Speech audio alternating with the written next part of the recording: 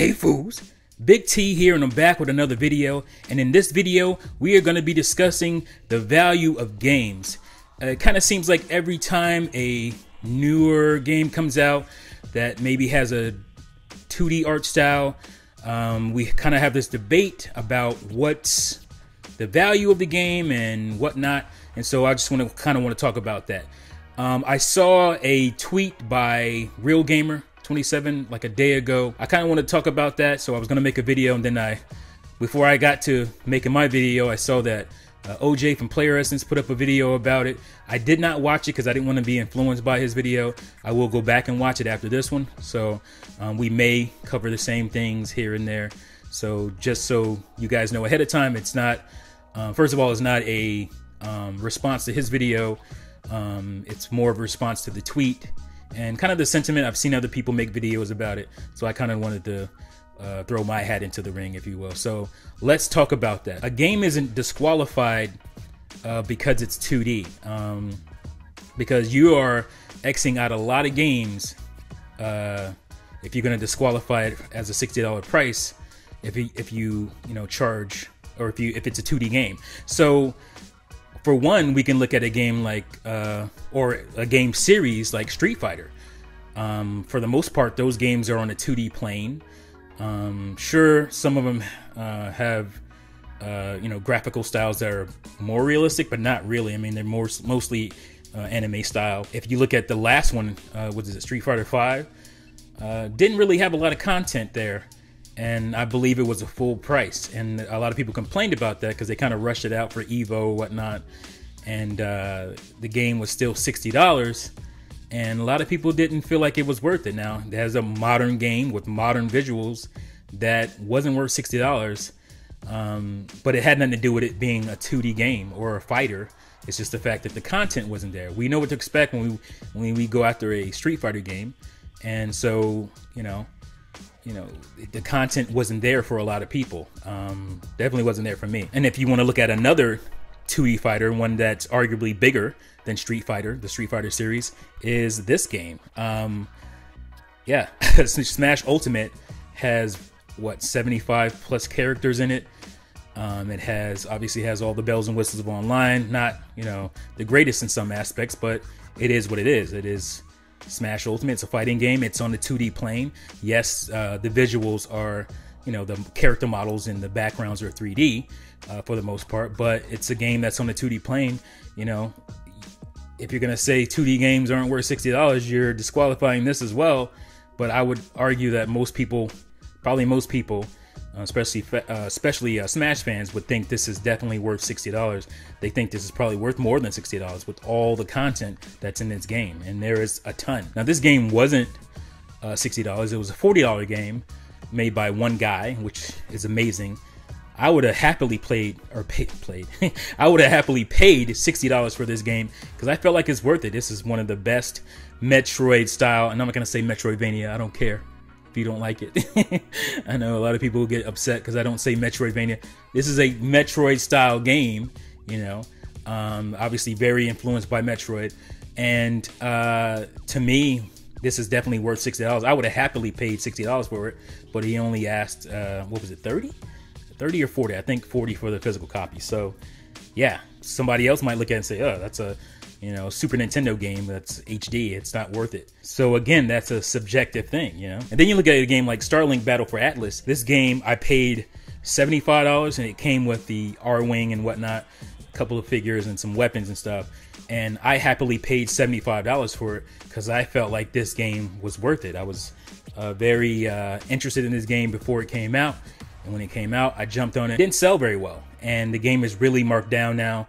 50+% markdowns across the board on all systems, and I don't feel bad about the fact that I paid $75 for this game, because to me this is worth what the retail price was. Now, to some people it may not be that, but for me this was worth every penny that I paid for it.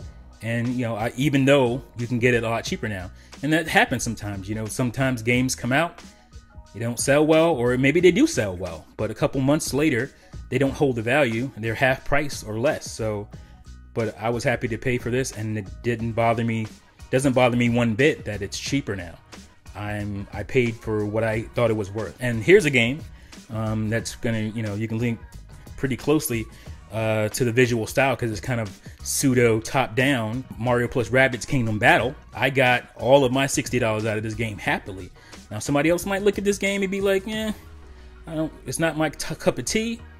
And for them, they're not going to pay $60, but for me, totally worth $60. I don't think too many people will argue with that. Now, obviously, this is a new game, so when you're talking about Link's Awakening, it's a new game, but it's not, because obviously it's a remake of a game that came out already. But I would argue it's gonna look and feel very different. Yeah, there's gonna be some similarities, but it's a ground up remake. So there was some effort, there was some work put into it. It's not like they just took the Game Boy game and HD'd it, they didn't do that and call it an HD remaster. It is a remake of a game, and we really don't know what they're going to add to it. And I would think they're going to add stuff to it because that game was specifically made for the handheld experience, and it may not feel meaty enough or weighty enough on if you just take it and straight, port it. Obviously it's not a port, but I mean like the gameplay, the world, if you just take that and bring it over to the Switch, which is a handheld but also a home console, people may not feel like it's a meaty enough game, a big enough game. So I think Nintendo is going to add some stuff to it, maybe bring back some cut content that they wanted to put for the Game Boy game, because you got to realize that game probably had more stuff to it, but the limitations of the Game Boy especially, they probably had to cut some stuff, so maybe they're bringing that back. And so here you go, you look at a game like this, Shadow of Mordor. It was a $60 game, and for me, it wasn't worth it, and I didn't pay $60 for it. I'm glad that I only ended up paying, I think when I bought this, it was like $30 or something. And I'm glad I didn't pay $60 for it because it was an okay game, and the ending battle was pretty whack. After all that build up, I thought it was a pretty cheap final battle. I'm not going to spoil it, but yeah, so this game for me wasn't worth it. It has, all the visuals. It's a 3D game, but to me it wasn't worth $60. So, and then you have this game, Rise, which is still, I think, one of the prettiest games this generation. But to me, it lacks in gameplay. It lacks a lot, and to a lot of people, it lacks in gameplay. And it's very, very linear. But it's really pretty, and I'm sure they spent a lot of money, developing the visuals and all that good stuff. It's a 3D modern looking game, but is it worth $60? Not for me. And a lot of people felt the same way because it didn't really sell great. I mean, it didn't sell terrible or anything, but for like a major first party, if you will, launch game for the Xbox One, it didn't really sell all that great. So, a lot of people also felt that the value wasn't there for this game. And no, I didn't buy this day one because I didn't buy Xbox day one. So I got this probably for like $25. And here's a game that is visually stunning. I think it holds up pretty well to a lot of the games that are coming out, even within the last year, called The Surge. And I bet most of you haven't heard of this game because its gameplay is mediocre as hell. Like it has really great visuals. The concept is really good, I think, but the gameplay is pretty whack. And this game was definitely $60 when it came out. Most people didn't care, didn't buy it, they didn't know anything about it. Maybe they just missed it, but it's not worth $60 in my opinion. So, and then you look at this game was certainly, no. I thought it would be worth $60. But the problem with this game is not the fact that it's 2D, the fact that it's on a 2D plane. The problem with this game is the gameplay.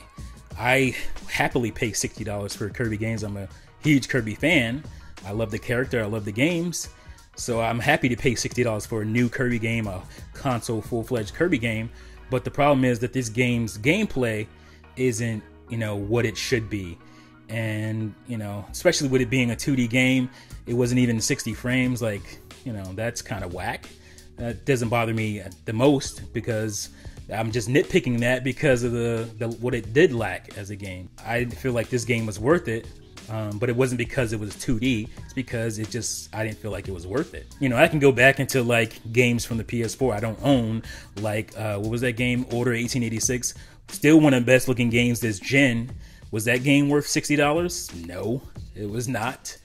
And it didn't sell very well, and it shouldn't have because it wasn't worth $60. So to me, a game is not worth it. It doesn't prove its worth in the art style or the camera angle of the game, or, you know, if it's whatever plane it's on, if it's a side scroller. That's not what does it, because here's a 2D game that costs $60, and it's worth every bit of the $60 that it costs. Not only is it a 2D game, but the art style, the visual style, is very much Super Nintendo.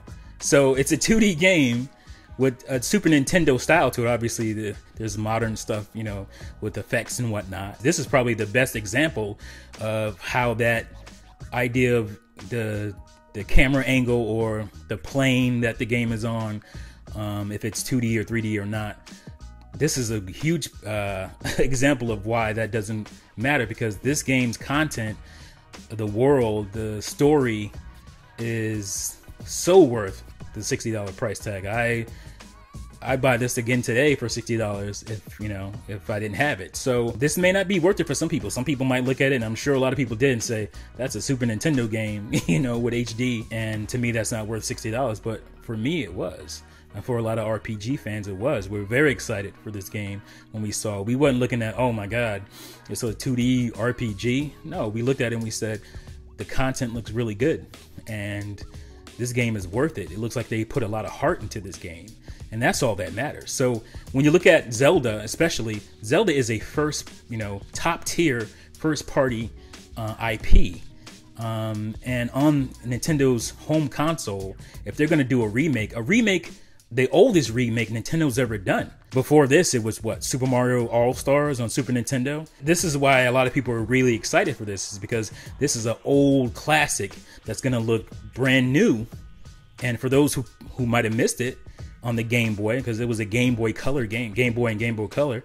If you look at the Link's Awakening DX, you know, a lot of people won't want to go back to that. But now they had a chance to play a big Zelda adventure, one of the Zelda adventures that started that whole style of Zelda that lasted up until Skyward Sword. It was the one that really started, you know, a lot of the tropes that were in Zelda games. For a lot of people, this is certainly going to be worth it. Now, some people might look at it, maybe you played Link's Awakening and you don't feel like it's worth it. But for me and a lot of people, it's worth $60, $50 to $60. So again, it's subjective. It's not like you can just put, you know, a blanket statement on something and say that this game isn't worth it because of this, or this game is worth it because of that.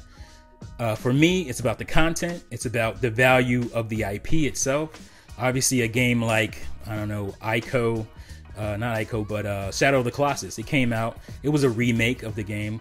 It was $40, brand new. But Shadow of the Colossus is not. It's not Zelda. You know, it's not that. And Shadow of the Colossus, you know, isn't as old. The original one on PS2 wasn't as old either. So the game was pretty much the same. It felt the same.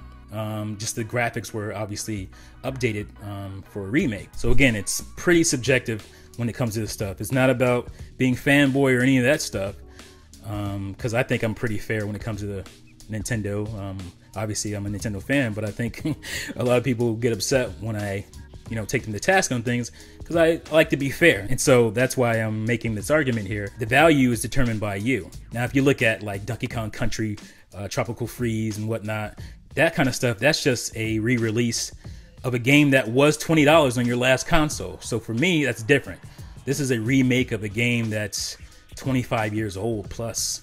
So it's, you know, a ground up remake for the Switch. This is a Zelda game. It's a Zelda IP, so the value is going to be higher, and the value will last. Nintendo first party games, especially, the value of those games last. They don't go down like all the other, a lot of the other IPs do. So there it is, fools. There is my take on this. What do you think? Do you think there's a formula for determining how much a game should cost? I don't. I think it's subjective. You know, it's a per game basis situation. I'm a person of gray area. I'm a person of nuance. Is a word I use a lot, because, you know, in a lot of things you need nuance. There's no absolutes. I'm not a person of absolutes. Like, if you're a Star Wars fan, you know that only Sith deal in absolutes, or children deal in absolutes. For me, I gotta weigh, you know, the pros and cons of every situation and determine what I feel about it. So let me know what you guys think in the comments below. Thank you as always for watching and listening, and I'll see you fools next time. Peace out.